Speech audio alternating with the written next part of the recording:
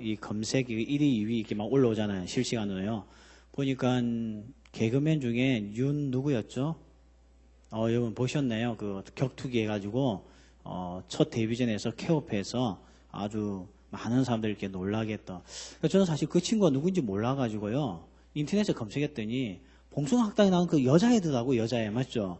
그 여자애, 나 여자인 줄 알았더니 그 애가 남자였어요. 그래가지고 격투해가지고 어쨌든 이겨가지고 많은 사람들이 이렇게 깜짝 놀라고 뭐 댓글도 엄청 많이 달았던데요. 근데 그날 경기가 이렇게 사실 1시간 50분 동안 이렇게 진행되었잖아요. 저도 사실 그걸 봤거든요. 근데 저는 그 개그맨이 나오는 보질 못했습니다. 별로 뭐 인지도가 저는 없다 보니까. 근데 그날 그 경기에 제 제자가 나왔거든요. 나와가지고 일본의 챔피언을 이기는 아주 극적인 판정, 저는 다 3명의 심판관이 판정해서 이기는 그런 시간을 제가 보면서 너무너무 감동적이었고 좋았습니다. 이번 별 생각 없이 봤죠? 정말 그 애가 맞을 때는 내가 맞는 것 같더라고요. 그 애가 상대방 목을 꺾을 때는 내가 꺾는 것 같더라고요. 예, 그런 마음으로 기도하면서 봤는데 참 그 친구가 3년 동안 슬럼프에 빠져가지고 은퇴도 생각해보고 했는데 어쨌든 이번에 일본의 최고의 챔피언을 이겨내는 극적인 승리를 통해서 기뻐하는 모습 보면서 저도 참 마음이 기뻤습니다. 원래 싸움 잘하는 고수는요, 아무나 하고 붙지 않습니다. 싸워야 될 대상이 있고 피해야 될 대상이 있죠. 양아치는 아무나 하고 싸워요. 아무하고나 싸우죠. 꼬맹이하고도 싸우고 할아버지하고도 싸우고 할머니하고 싸웁니다. 근데 진짜 무술의 고수들은 상대방을 보고 싸우죠. 싸워야 될 사람인지 넘겨야 될 사람인지 더 나아가 피해야 될 사람인지 명확하게 구분합니다. 까부는 사람들은 뭐 그런 거 분별을 못하는 거죠. 오늘 우리 세상도 마찬가지입니다. 우리가 이 세상 살면서요, 나는 하나님의 백성이고 하나님의 능력을 입은 자니까 모든 것을 다 난 이길 수 있다. 이거는 거만이고 교만입니다. 하나님께서도 우리에게 하나님의 백성으로서 지혜를 가진 자가 해야 할 게 뭔가 있는가 하면, 싸워야 할 대상이 있는가 하면 피해야 될 것들이 있다는 거죠. 그게 오늘 우리가 잠언에 읽었던 말씀입니다. 오늘 우리가 본문이요, 5장, 6장, 7장을 걸쳐서 석장을 사실은 봐야 되는데 제가 시간이 없어서 짧게만 읽고 우리가 오늘 본문 속에서 계속 찾을 건데요. 오늘 우리가 이 청년 때에, 이 잠언은 청년들에게 주는 말씀이라 했잖아요. 하나님의 지혜를 가지고 이 땅을 살아야 되는데 하나님의 지혜를 가지고 사는 이 땅의 청년들이 피해야 할 것이 뭔가, 오늘 보면 이 성적인 죄악을 피하라고 말씀하고 있습니다. 5장 1절에 보면 내 아들아 하면서 또 이렇게 아버지가 아들에게 훈계하거든요. 보통 아버지가 아들에게 훈계하면 뭐라고 합니까? 야, 금년에 꼭 취직해라. 그렇게 이야기하죠. 또 뭐라고 훈계합니까? 공부 열심히 해라. 공부해서 남 주는 거 아니다. 공부만 잘하면 뭐든지 할 수 있다 하면서 공부와 그 다음에 뭐죠? 뭐 이렇게 취직과 뭐 이런 것에 대해서 가르치는데, 오늘 솔로몬이 이 잠언에 나와는 5장의 아버지는 아들에게 무엇을 가르치는가 하면 간음하지 말라. 간음을 피하라. 성적인 유혹을 이겨라. 이걸 가르치고 있습니다. 혹시 여러분이 지금까지 살아오면서 아버지가, 우리 남자들 형제들 같은 경우 아버지가 우리 형제들 앉혀놓고 간음을 피해라. 성적인 유혹을 피해라. 그런 거 혹시 들어보신 적이 있습니까? 거의 없을 겁니다. 전부 다 공부해라.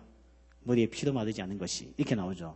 그래서 오늘 성경은요, 하나님께서 정말 우리에게, 자녀들에게 가르쳐야 될 것, 청년들에게 가르쳐야 될 것들을 숨김없이 우리에게 알려주고 있다는 것입니다.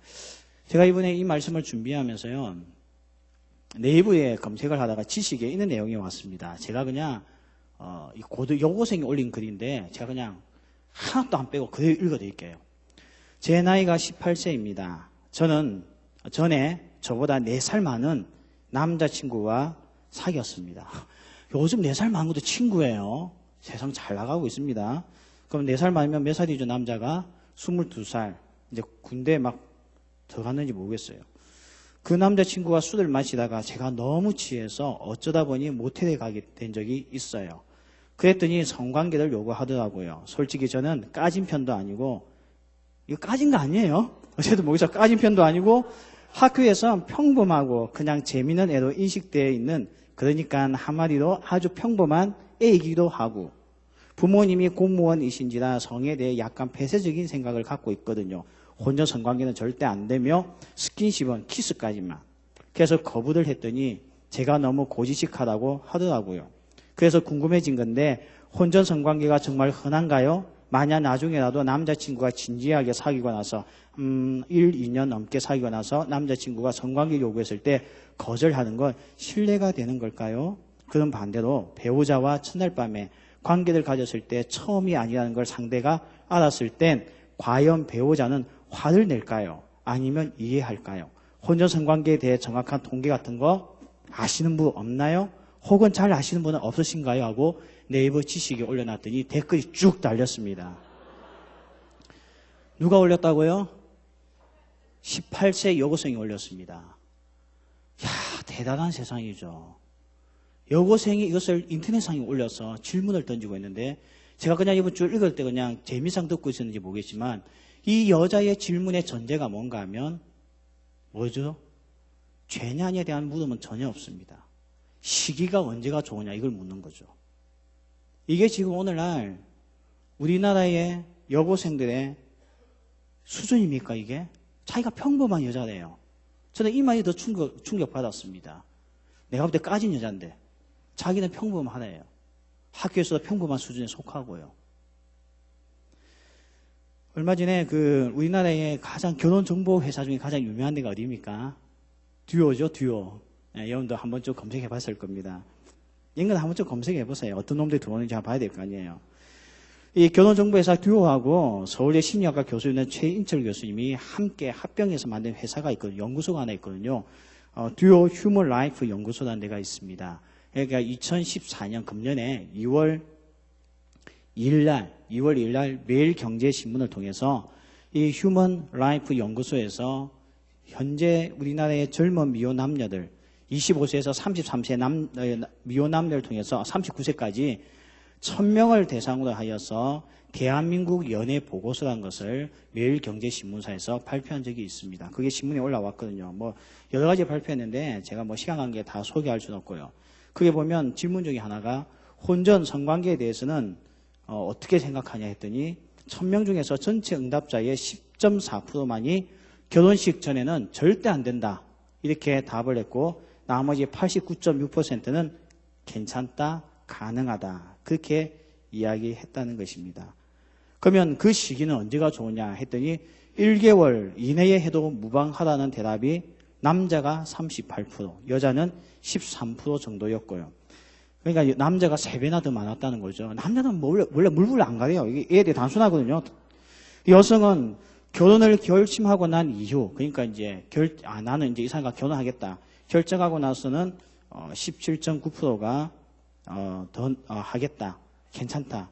이렇게 대답을 한 게 2014년 2월 2일 날 우리나라에 발표되어진 내용입니다. 제가 요즘에요, 이런 설교하면 과거에는 청년들이 회개하는 마음을 가졌거든요. 근데 요즘은 따져요. 뭐가 잘못이냐고. 사랑하는데. 그렇게 나오더라고요. 오늘 한번 끝까지 들어보세요. 어떻게 되는지 아시겠죠? 그러나서 나중에 우리 논쟁을 하든지 뭐 자꾸 싸우든지 합시다. 잠언에 보면 청년들에게 피하고, 아까 제가 모든 걸 싸우는 게 지혜 아니랬죠. 피하는 게 지혜거든요. 피할 것은 피하고 붙어야 될 것은 붙는 거예요. 피해야 되는 것들 중에 여러 가지 이야기하는데 그 중에 하나가 오늘 우리가 말하는 이 성적인 부분이고 유혹인데 무려 잠언에서 5번이나 나옵니다. 그래서 우리가 오늘 3번을 살펴볼 거예요. 5장, 6장, 7장, 9장에 가면 또 나옵니다. 그때 제가 이제 안 하겠죠. 반복적이니까요. 그만큼 하나님께서는요, 청년들이 이 땅에서 하나님의 복을 누리며 지혜롭게 사는 방법이 뭔가 하면 이 부분에 있어서 조심하라는 겁니다. 이걸 피하지 못하면 청년 때에 엄청난 손해가 온다는 것이 오늘 우리에게 들려주고 있는 말씀이죠. 저는 지금까지 청년들 중에 주식했다가 망했다는 청년을 본 적이 없습니다. 손해봤다는 청년들은 들었어요. 그런데 주식에다가 하다가 망했다는 청년들 본 적이 없습니다. 그런데 청년 때는 주식 때문에 망하지는 않습니다. 손해는 좀 받아요. 그러나 성적인 유혹 때문에 망할 수는 있다는 거죠. 이게 오늘 잠언에서 우리에게 주고 있는 말씀입니다. 포르투갈에 가면 속담에 이런 속담이 있습니다. 배를 타기 전에 한 번 기도하고 전쟁에 나갈 때 2번 기도하고 결혼할 때 3번을 기도하라는 속담이 있습니다. 그만큼 남녀관계는 너무나 중요하고 위험성도 있기 때문에 하나님 앞에서 기도하고 결정하지 아니하면 엄청난 상처를 남기기 때문에 조심하라는 거죠. 요즘에 최근에 베스트셀러가 된 책이 하나 있습니다. 일본의 혼다 켄이라는 사람. 이분은 일본의 밀레니엄 작가죠. 이분 책만 썼다면 그냥 대박이죠. 이 혼다 켄이 적었던 책 중에 우리나라에 번역된 책이 최근에 나왔는데 부자가 되려면 부자에게 점심을 사라는 책이 있습니다. 아니 무슨 이런 책이 다 있나? 부자에게 점심을 사서 어떻게 하자는 건가? 하고 그 내용을 읽어보았더니 그가 일본의 부자들, 근데 이 부자라고 하는 개념이 애매하잖아요. 맞죠? 그래서 진짜 국세청에서 이게 세금을 징수하는 사람들, 그래서 연간 세금이 1,000만 원 이상의 납부자들. 여러분 1,000만 원이면 얼마입니까? 우리나라 돈은 한 10억 돼요? 이 정도 되는 세금을 내는 사람들을 대상으로 해서 1만 2천 명을 대상으로 해서 설문조사를 했습니다. 근데 설문조사만 가지고 이분이 할 수가 없어서 그 중에서 1만 2천 명 중에 1,000명을 직접 만나서 인터뷰를 해가지고 이분이 몇 년 동안 이 연구해서 내놓은 책이에요. 굉장히 괜찮은 책입니다. 부자의 삶이 틀리더라는 거죠. 왜 부자가 될 수 있는지. 제목이 뭐라고요? 부자가 되려면 부자에게 점심을 사라. 아시겠죠? 꼭 한번 읽어보십시오. 성경도 읽으시고 이것도 한번 꼭 읽어보시길 바랍니다. 1만 2천 명을 대상으로 설문지를 보내고 그게 답을 얻고 그 다음에 그중에 1,000명을 인터뷰했습니다. 근데 이것도 문제가 있겠다 싶어서 그 밑에 평범한 그냥 우리가 이야기하는 중상층에서 되는 사람을 또 이 사람이 2,000명을 만나서 인터뷰합니다. 그래서 이 두 계층을 비교해서 해가지고 내놓은 책인데요. 제가 지금 이 책을 다 소개할 수는 없고 그 중에 하나 부자들의 공통점이 또 하나가 뭔가 하면 가정을 소중히 여기더라는 거죠. 그래서 이분이 12,000명을 조사해 본 결과 12,000명 중에 이혼한 가정이 2% 미만이었다는 겁니다. 그러면서 이분이 그렇게 적어놨어요. 많은 사람들이 부자들이 더 물러나라고 생각하고 있더라는 거죠. 아니었다는 겁니다. 자기들 처음에 그렇게 생각했대요. 돈이 많으니까, 돈이 엄청 많으니까 그렇게 살지 않을까 했는데 부자가 된 사람들의 특징은 가정을 소중히 여겼다는 겁니다. 그리고 이혼율은 몇 프로라고요? 2% 미만입니다. 오히려 가난한 가정이 이혼이 더 높다는 거죠. 가난한 사람들이 더 물러나더라는 겁니다. 그래서 이분이요, 왜 가난한 사람이 계속 가난해지느냐? 그 중에 하나가 성의 유혹을 이기지 못해서 가난하다. 그렇게 이야기합니다. 요즘에 우리 남자들 보면 참 불쌍해요. 여러분 공무원 시험 치면 누가 붙어요? 여자하고 남자 중에요. 여자가 거의 다 붙죠? 임용고시 시험은 거의 다 누가 붙어요? 남자, 여자 중에. 여자가 붙죠. 그에 대해서 여러분 어떻게 생각합니까? 그랬더니 우리 형제들은 답이 간단해요. 여자가 더 똑똑하대요. 천만의 말씀요. 생물학적으로 볼 때 남자가 훨씬 더 똑똑합니다. 과거에는 남자가 더 많이 붙었잖아, 시험에요. 근데 언제부턴가 여학생들이 더 많이 붙습니다. 이게 너무 신기해가지고요. 서울대학교에서 이걸 연구를 했어요. 왜 여자가 더 많이 붙나? 근데 결론이 뭔지 아십니까? 남자들이 인터넷과 음란물에 빠져있는 시간이 너무 길대요. 여자들은 남자들만큼 게임 안 하거든요. 여자들은 남자들만큼 음란물에 빠져있지 않거든요. 근데 남자들은 하루에 평균 쏟아붓는 시간이 인터넷과 음란물에 너무 많다는 겁니다. 그때부터 남자들이 시험에서 밀리기 시작했다는 거예요. 이놈들아, 알겠나? 이렇게 이야기하고 있는 거예요. 연구소에서요. 생물학적인 차이 아닙니다. 여자가 더 똑똑한 거 아니에요.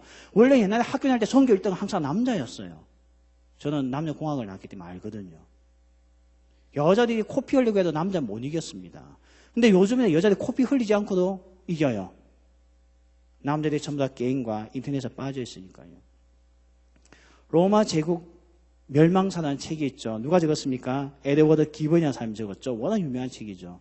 이 책에 보면 왜 로마가 망했나 여러 가지 이렇게 분석을 하고 있잖아요. 그 중에 하나가, 그 원인 중에 하나가 가정의 파괴에 들고 있습니다. 가정이 성적으로 문란해지고 파괴되고 나니까 로마가 무너지기 시작했다는 거죠.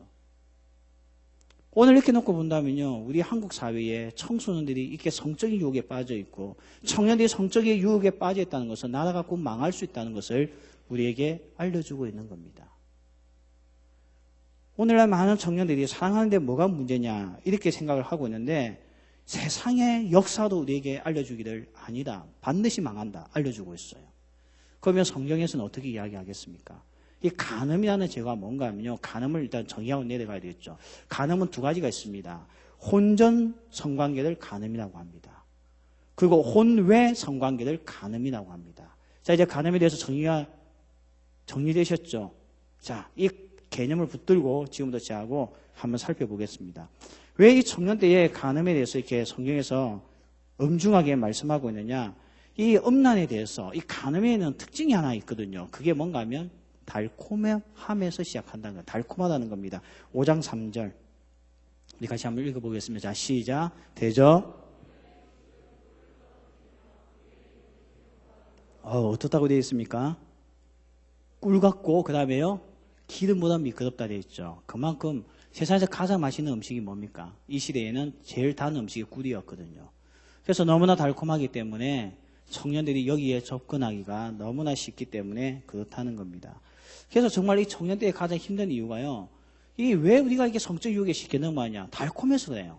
이게 너무나 우리에게 신체적인 고통을 주고 정말 엄청난 어떤 데미지를 가져온다고 한다면 누가 이걸 좋아하겠습니까? 근데 달콤함에서 시작되어지거든요. 그래서 오늘 우리에게 이런 경각심이 없으면 여기에 누구나 할 것 없이 다 넘어가고 만다는 겁니다. 자, 7장을 띄워주시겠습니까? 7장 13절. 이 간음의 특징이 달콤하다 했잖아요. 근데 어떻게 달콤하게 우리에게 다가오느냐? 7장 13절. 자, 우리 같이 읽겠습니다. 자, 시작. 그 여인이 그를 붙잡고 그에게 입맞추며 부끄러움을 모르는 얼굴로 그에게 말하되 14절 띄워주세요.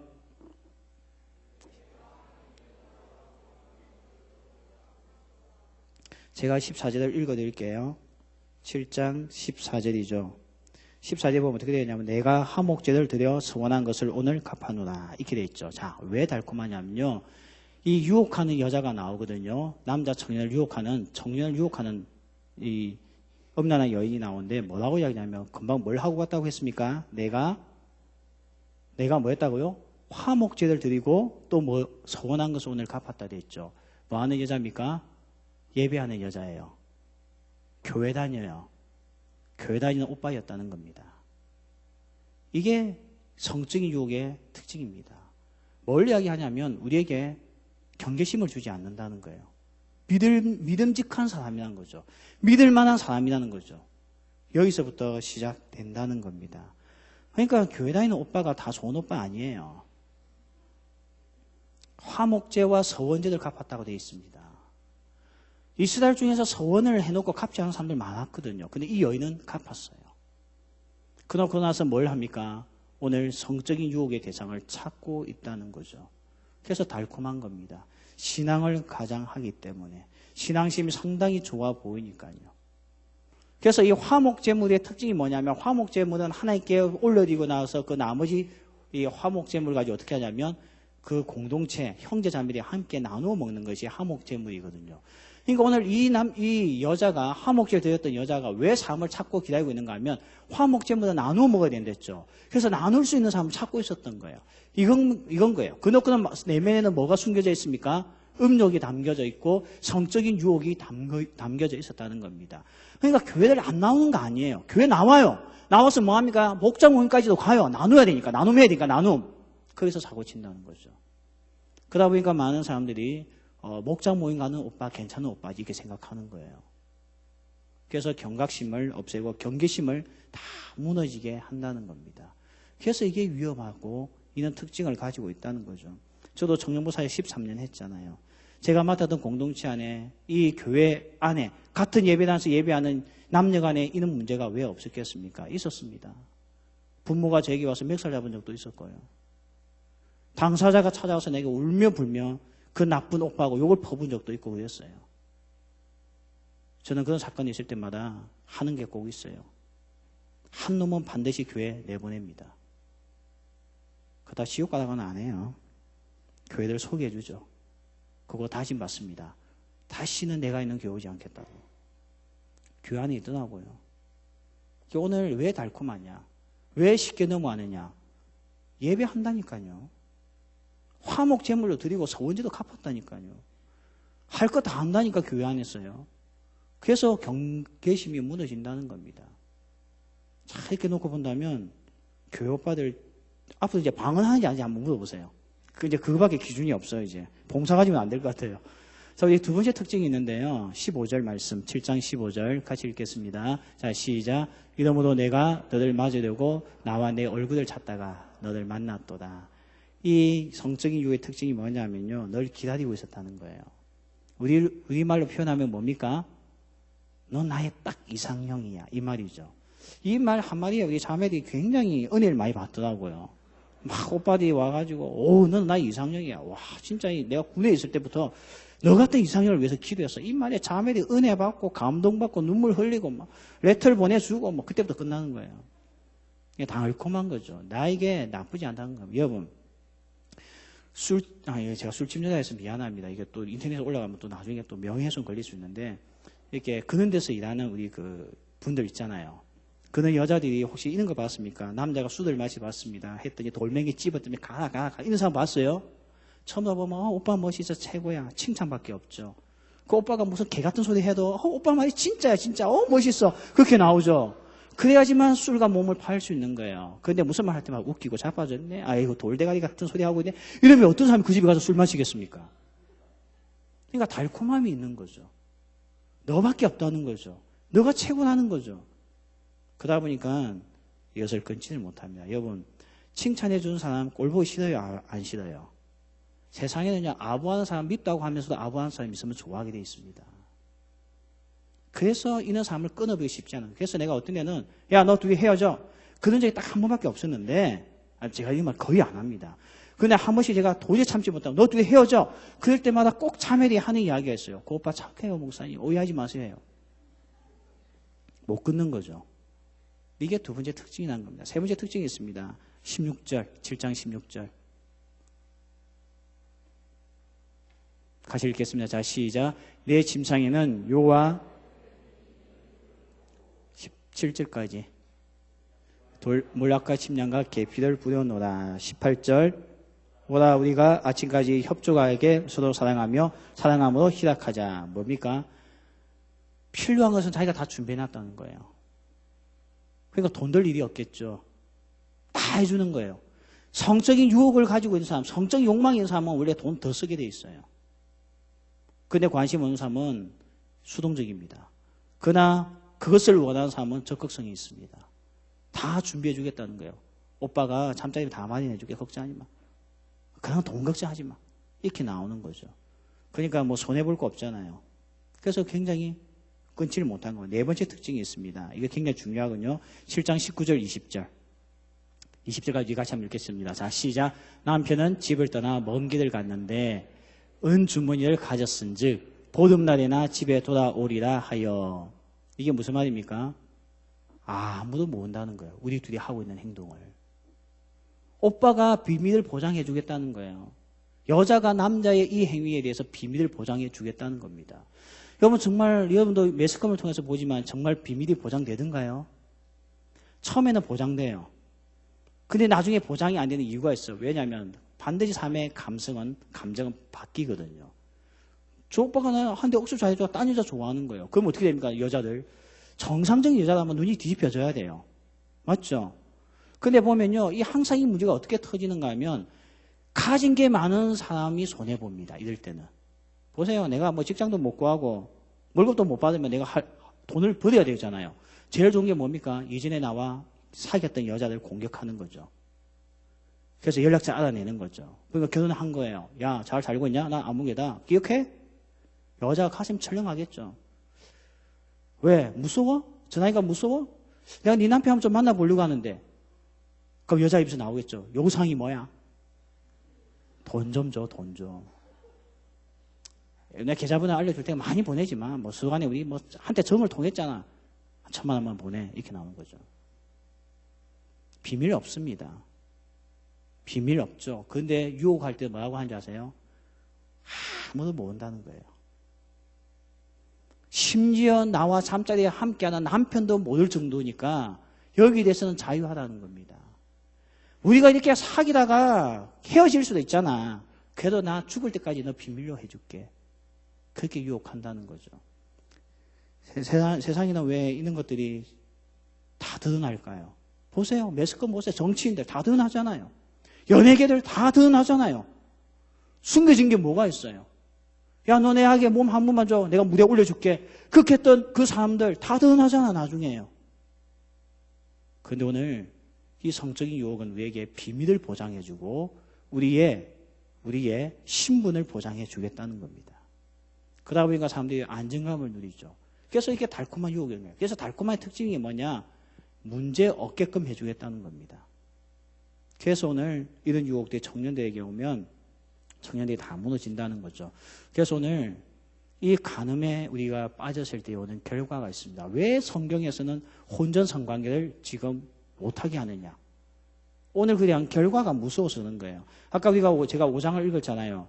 그 여인이 어떻게 다가온댔습니까? 꿀과 같이 다가온댔죠. 꿀, 달콤한 꿀. 그런데 그 실상은 뭐라 했습니까? 뭐라 했죠? 쑥이라 했죠. 쑥은 가장 쓴맛을 내는 식물이거든요. 실상은 그것을 먹고 나면 꿀이 아니고 쓴맛을 일으켜서 뱉을 수밖에 없는 겁니다. 또 뭐라 되었습니까? 두 날 가진 칼과 같다 했죠. 여러분, 두 날 가진 칼은 몸이 베이게 되어져 있습니다. 거기에 스쳐 지나가면도 몸에 흠집이 나게 되어져 있다는 거죠. 반드시 우리의 상처를 남기는 것이 혼전 성관계라는 겁니다. 오늘날 매스컴은, 언론은, 영화는 우리에게 지금 뭘 보여주고 있습니까? 괜찮다고 이야기하고 있죠. 왜? 연예인들 그 짓을 다 하고 있으니까. 근데 여러분 자세히 보십시오. 괜찮은 사람 누가 있었던가요? 감옥 갔다 오고 하잖아요. 연예인들도요. 영화에서는 괜찮은지 모르겠지만 실상은 감옥 갔다 오더라고요. 그 연예인들이요. 영화배우들이요. 오늘 칼과 같다는 겁니다. 근데도 뭐 괜찮다고요? 문화니까? 누구나 다 하는 거니까 요즘에? 사귀면 다 하니까? 그렇게 세상을 다 분석해보지 않고 심플하게 몇 것만 보고 텔레비전만 보고 말하지 말라는 겁니다. 여러분 잠언 7장 22절 한번 보십시오. 잠언 7장 22절 같이 읽겠습니다. 젊은이가 곧 그들 따랐으니 소가 도수장으로 가는 것 같고 미련한 자가 부를 받으려고 쇠사슬에 매려 가는 것과 같다. 아까 이 달콤한 말에서 유혹했던 여자를 따라갔던 남자, 청년, 젊은이 그들 따라갔죠. 그녀를 따라갔어요. 어떻게 되었습니까? 소가 도수장으로 가는 것과 같다고 주님이 그 남자의 발걸음을 평가했습니다. 저놈이 오늘 도수장에 가고 있구나. 7장 22절 우리가 이렇게 봤는데요. 5장에 보면 우리가 간음죄를 범했을 때 오는 문제에 대해서 오늘 5장에서는 3번이나 두렵건대 이렇게 나옵니다. 두려움이 있어요. 굉장히 무서운 사건이란 거죠. 어마어마한 빅뉴스가 되고 어마어마한 문제가 된다는 거죠. 그걸 한번 살펴보겠습니다. 첫 번째 우리 5장 9절 같이 읽겠습니다. 두렵건대 내 존영이 남에게 잃어버리게 되며 내 수완이 잔인한 자에게 빼앗기게 될까 하노라. 첫 번째가 뭐냐? 두려움이 어떤 두려움이냐면요. 우리가 음행에 빠졌을 때, 간음죄에 빠졌을 때 어떤 문제가 있느냐? 명예를 다 빼앗긴다는 거죠. 누구에게 빼앗깁니까? 잔인한 자에게 빼앗깁니다. 삼손도 빼앗겼고 오늘날 유명하다고 하는 사람들도 이것 때문에 다 무너졌죠. 오늘 정치계의 건물들 보세요. 뭐 때문에 무너집니까? 항상 여기에 걸려서 떨어집니다. 장관들도 왜 옷 벗고 나갑니까? 저것 때문에 떨어져 나가요. 집안의 치욕이 되는 거죠. 그만큼 우리의 명예를 빼앗아가는 게 뭔가 하면 이 간음죄라는 겁니다. 청년 때 괜찮다고요? 결혼하기 전에는 괜찮다고요?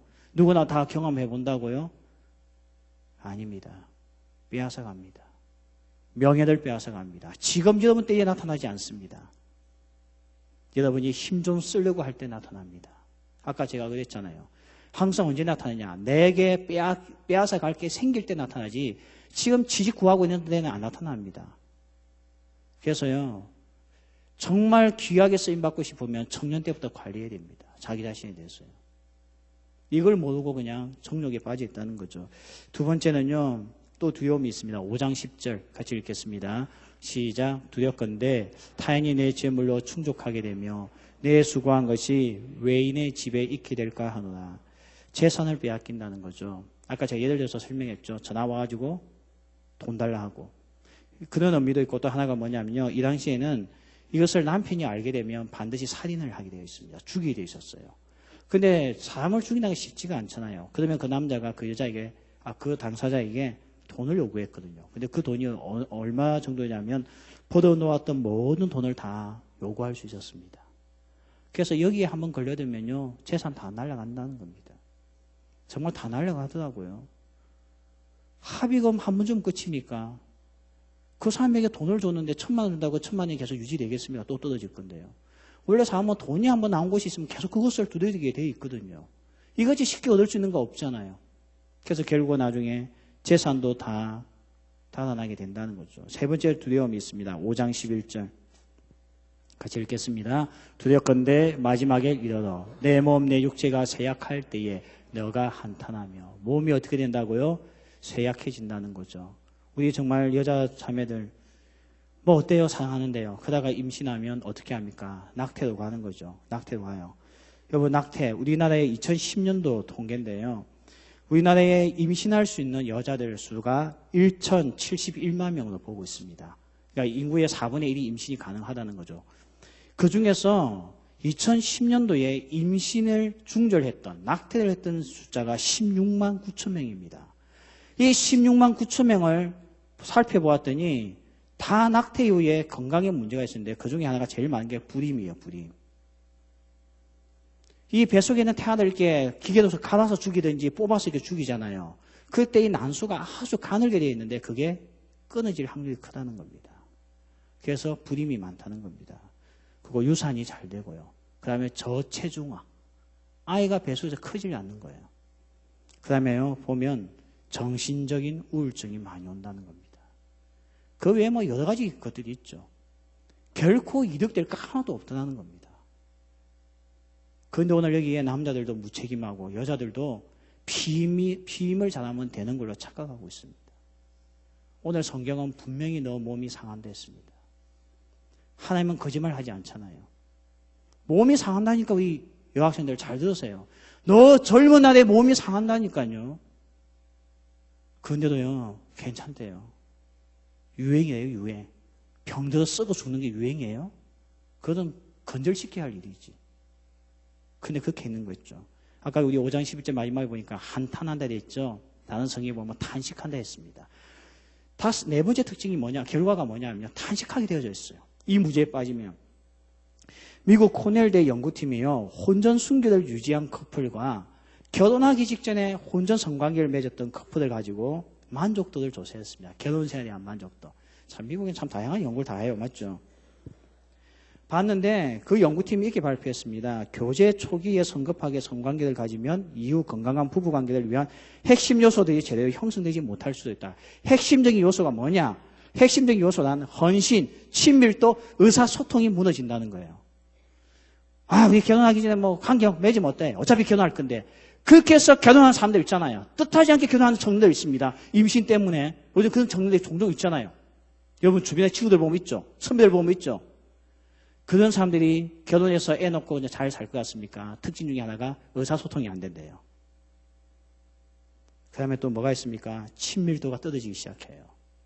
왜냐하면 상처가 됐거든요. 또 하나가 뭔가 하면 헌신이 없어지기 시작한다는 겁니다. 맨날 남 탓하고 싸우다가 끝장난다는 거죠. 탄식한다는 겁니다. 이런 말이 있지 않습니까? 여자는 사랑을 지키기 위해서 성관계를 하지만 남자는 성관계를 하기 위해서 사랑을 한다는 말이 있어요. 이게 금성에서 온 여자와 화성에서 온 남자의 이 뇌 구조입니다. 남자는 왜 사랑한다고요? 성관계를 위해서. 여자는요, 사랑하기 때문에 성관계와 사랑을 통합시키는데 이 남자의 뇌는 한쪽밖에 없기 때문에 통합이 안 돼요. 그게 분리가 됩니다. 그게 분리가 되기 때문에 사랑과 성관계를 분리해서 얼마든지 행동할 수 있는 게 누구냐면 남자들입니다. 이번 명절 때 우리 딸이 저에게 와서 아빠 우리 영화 한 편 봐. 뭐 볼 거 있냐 했더니 남자가 사랑할 때 보고 싶대. 그게 왜 좋냐 했더니 눈물이 엄청난데 울고 싶대. 자기가 가가지고 감동받고요. 무슨 명절에 울 일이 다 있나 싶어서 우리 딸의 소원을 듣고 저 남포항에서 남자가 사랑할 때 봤습니다. 봤는데요, 뭐 별로 난 감동도 안 오더라고요. 혼전 성관계 나왔죠? 동거 나왔죠? 부도덕한 건 다 나왔습니다. 그게 무슨 눈물이 납니까? 부모 입장에서 보면 속이 터지는 거죠. 내 딸이 그 짓을 한다 생각해봐요. 그 놈 만나서 그렇게 산다 생각해보세요. 그게 감동입니까? 근데 거기에 수많은 청년들이 감동을 느꼈대요. 어쨌든 눈물도 많이 흘렸대요. 근데 저는 그날 그 영화를 보면서 이 대사가 잊혀지지가 않았습니다. 날 좀 이상하게 보지 마세요. 너무 내가 충격적이기 때문에. 주인공의 이름이 뭡니까? 테일. 맞죠? 테일. 제가 인터넷 검색해 봤으니까 맞을 거예요. 테일이가 뭐라고 하는지 아세요? 자기가 사랑하는 여자 쫓아내는데 그 여자가 사랑을 받아주지 않잖아요. 그래서 그날 그는 자기가 평소에 이 성적인 욕망을 채웠던 여자를 찾아가서 이렇게 이야기합니다. 사랑한다! 옷 벗어! 그렇게 이야기하죠. 그랬더니 여자 뺨을 팍 때면서 미친놈하고 나고 다시 연락하지 마 이러죠. 여러분 그 대사 하나가 굉장히 중요합니다. 사랑하니까 옷 벗어. 이게 남자가 사랑할 때입니다. 여러분 그걸 그냥 농담 듣고 넘겼습니까? 그게 그날 남자가 사랑할 때 핵심적인 단어였죠. 그걸 하다 우리는 다음 말로 주제어라고 합니다. 이게 지금 영화 가운데 막 나와요. 그래서 나중에는 어떻게 되느냐.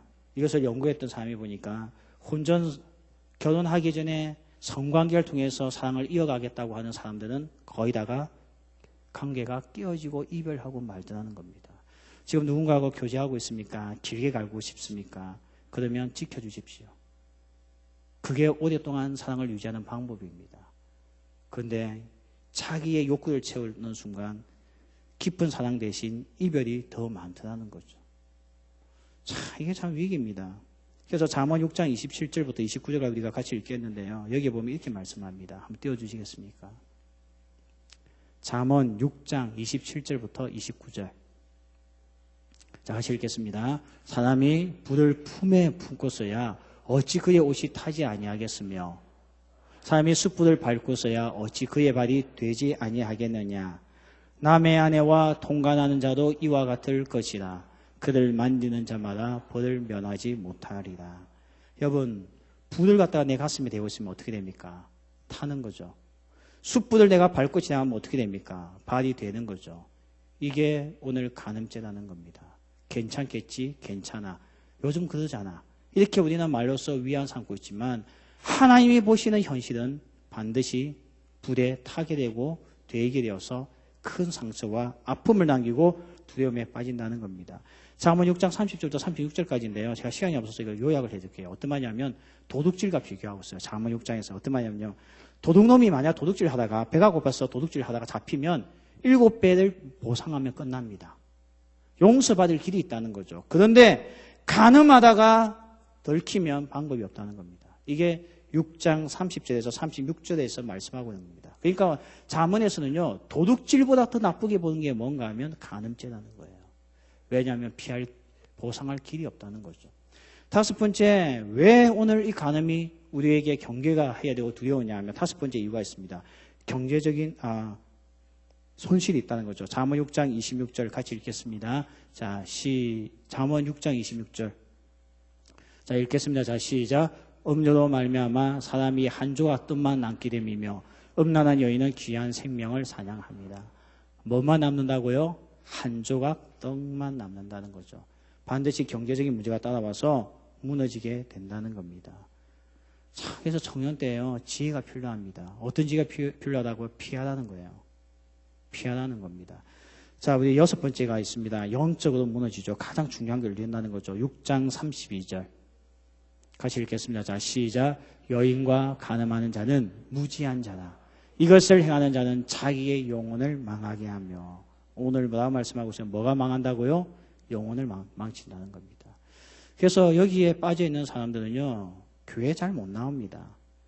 교회 잘 나오던 애가 누구하고 사귄다 소문 들었는데 갑자기 교회 안 나오는 경우는요, 이들 확률이 커요. 하나님 앞에 못 섭니다. 이 딴 거는 모르겠지만 이 간음죄로 인해서 주 앞에 서기는 쉽지가 않습니다. 그래서 이 영혼이요, 하나님을 자꾸 피하게 되죠. 자, 그러면서 잠언 5장 21절 같이 읽겠습니다. 대저 사람의 길은 여호와의 눈앞에 있나니 그가 그 사람의 모든 길을 평탄하게 하시느니라. 이게 무슨 말이냐면요, 우리가 인생을 살아가는 길이 있잖아요. 인생의 길. 그 길은 다 여호와 앞에 저장이 되어 있다는 거예요. 저장이 되어 있다는 거. 이번에 우리 손양원 목사님 계신 애양원을 우리가 갔다 왔지 않습니까? 뭐 바빠서 못 간 분들도 있겠지만 저는 애양원을 여러 번 가가지고 사실 감동이 없었는데 이전에 보지 못한 글자를 하나 봤어요. 손양원 목사님이 김구 선생님이 그분을 학교에 교장으로 청빙을 했을 때 이분이 안 간다고 했습니다. 왜냐하면 이 나병 환자를 두고 어떻게 갈 수 있겠느냐. 자기는 더 좋은 조건이 있어도 안 간다고 하면서 글을 한 편 적었는데 그 글에 보면 한자 쭉 적어놨는데요. 그 밑에 한글로 이렇게 적혀있더라고요. 내가 디딘 발자국은 뒷사람의 길이 된다. 이렇게 적어놨는데 그 한자 내용이 뭔가 하면 여러분 하얀 눈길에 발자국을 남기면 사람들은 그 발자국만 보고 따라간다는 거죠. 오늘 우리가 이 청년 때에 밟고 있는 길들은 다 저장이 되고 남아있다는 겁니다.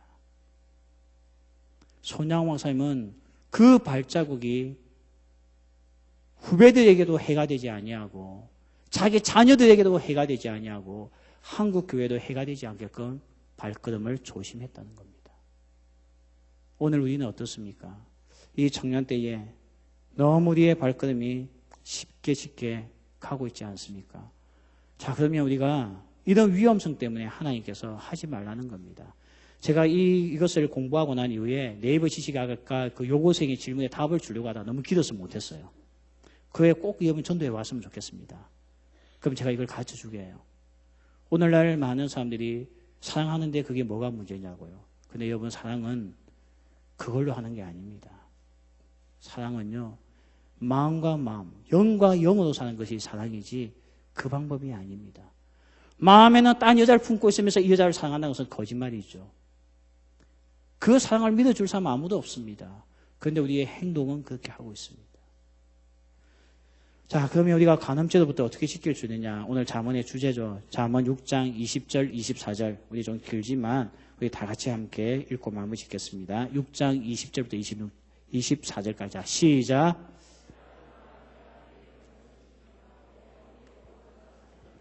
그것을 항상 내 마음에 새기며 내 목에 매라. 그것이 내가 다닐 때에 너를 인도하며 내가 잘 때에 너를 보호하며 내가 깰 때에 너와 더불어 말하리니 대저 명령은 등불이요 법은 빛이요 훈계의 책망은 곧 생명의 길이다. 이것이 너를 지켜 악한 여인에게 이방 여인의 혀로 호리는 말에 빠지지 않게 하리라. 방법이 뭐밖에 없다는 겁니까? 하나님의 말씀이 내 마음에 있는 거 외에는 방법이 없습니다. 하나님의 말씀을 내 마음에 어떻게 두라고요? 새기라는 거. 여러분 새기려고 하면 어떻게 해야 됩니까? 긁어내야 됩니다. 그게 새겨지는 거죠. 그만큼 하나님의 말씀을 이 청년 때에 새기고 또 새기고 반복하지 아니하면 우리는 이 부분에 있어서 넘어진다는 겁니다. 여러분 왜 바울은 믿음이 다는 믿음 없는 형제와 교제하는 것을 조심하라는 줄 아시겠죠? 간음죄에 같이 걸려들 가능성이 상당히 높습니다. 믿지 않는 남자 사귀는 거 3번 기도하지 마시고 1000번 기도하고 결정하십시오. 주님께서 나에게 저 믿지 않는 가정을 품길 원하시구나. 내가 죽으면 죽으리라. 시어머니에게 맞아 죽더라도 전도하겠다 싶으면 사귀고 결혼하십시오. 1000번을 기도해보지도 않고 감정에 좋아서 사귀고 있습니까? 마음에 말씀을 새기기 시간이 별로 없을 겁니다. 믿지 않는 남자 입에서 무슨 말이 나오겠습니까? 하나님의 말씀이 나오겠습니까? 믿지 않는 여자에게서 하나님의 말씀이 나오겠습니까? 뭐가 나오겠습니까? 세상에 썩어 빠진 이야기가 나오겠죠. 그게 내 마음에 새겨져요. 반드시 간음죄에 넘어갈 확률이 높습니다. 나중에는 얻는 것보다 잃는 게 훨씬 더 많습니다. 오늘 결단하십시오. 1000번 기도하고 결단하십시오. 가서 전도해서 그 가정을 구원하기 위해서 시집갈 것인가? 아니면 같이 간음죄를 지으면서 6가지를 잃어버리기 위해서 이 젊은 날에 한번 미친 척 해볼 것인가? 여러분이 결단하십시오. 나중에 아무도 원망하지 마십시오. 오늘 이 성경의 매력이 뭔지 아십니까? 숨기지 않는다는 거예요. 이 세대의 젊은이들의 문제를 숨기지 않고 그대로 이야기해주고 있다는 겁니다. 그리고 하나님은 결과에 대해서 절대 속이지 않습니다. 그렇죠? 너가 간음죄를 인풋을 하면 아웃풋이 문제 오늘 우리에게 6가지를 이야기했습니다. 성경은 속이지 않습니다. 오늘 혹시 교제하고 있는데 간음죄 문제 때문에 고민하고 있습니까? 남자가 계속 사랑을 요구하고 있고 성적인 것을 요구하고 있습니까? 오늘 결단하십시오. 만나지 말아야 될 사람입니다. 그놈은 많이 갔어요. 많이 갔습니다. 당신의 영성에 힘어서 돌이키기 힘들 겁니다. 정리하는 것밖에 없습니다. 그리고 하나님의 말씀을 듣는 것에 집중하십시오. 이것만이 나를 이것 때문에 패망케 하는 것으로부터 지킬 수가 있습니다. 아마 또 젊은이들 그렇게 생각하겠죠. 목사님 사랑하면 괜찮지 않습니까? 사랑이 뭔데요? 좋아하는 거하고 사랑하고 구분 지으십시오. 사랑하기 때문에 결혼하는 게 아닙니다. 좋아서 결혼합니다. 사랑은 결혼하고 난 이후에 시작됩니다. 그래서 사랑은 언제나 오래 참고 사랑은 견디고 바라고. 왜요? 애먹이니까. 애먹으니까 참고 견디는 거죠. 그래도 내가 그 사람을 버리지 않는 것은 사랑하기 때문입니다. 지금은 여러분요, 좋았어. 너무 좋으니까 사귀는 거죠. 그러나 너무 좋은 것이 숯불이 될 수도 있고 나에게 불이 될 수 있다는 것을 기억하시고, 청년 때에 하나님께서 우리에게 지혜를 알려주셨는데 이 청년의 지혜가 뭐냐? 음란을 피하라는 겁니다. 그런 상황을 피하고 그런 관계를 피하라는 겁니다. 결혼하면 되잖아요. 아까 이야기했죠. 행복 지수는 떨어집니다. 만족도는 계속 떨어집니다. 속지 마십시오. 하나님의 말씀을 들어야지 세상의 연애가에서 나오는 이미 영혼이 망가진 그런 연예인들의 이야기를 듣고 진리라고 생각하지 마십시오. 오늘날 하나님의 말씀보다 연예인의 말을 더 존중하는 세대입니다. 이래서 망할 세대죠. 그놈들 감옥 갔다 왔습니다. 그놈들 재판해가지고 명예 다 빼앗겼습니다. 그놈들 벌금 엄청 많이 냈어요. 그런데도 그 연예인들의 말을 듣고 있습니까? 오늘날 기자회견장 가면 꼭 질문합니다. 연예인이 결혼한다며 속도 위반입니까? 아닙니까? 크게 사람들이 관심을 가지고 댓글을 달리고 있습니다. 하나님의 진리의 말씀에 귀를 기울이시고 교제하십시오. 그게 나중에 하나님께서 나를 복을 주고자 하실 때에 복받는 것인데, 이것을 가볍게 여기다가는 얻는 것보다 잃는 것이 훨씬 더 많을 겁니다. 요즘 이런 이야기하면 청년들이요, 고리따분하대요. 시대가 어떤 시대인데 목사님 이런 이야기 하냐고. 오늘 나머지 궁금한 것들은 목장 모임에 가셔서 질문하시고 답하시고 그렇게 하시면 됩니다. 도저히 의견이 일치되지 않으면 저에게 데려오십시오. 제가 더 준비해온 말씀들이 있거든요. 기도하겠습니다. 하나님,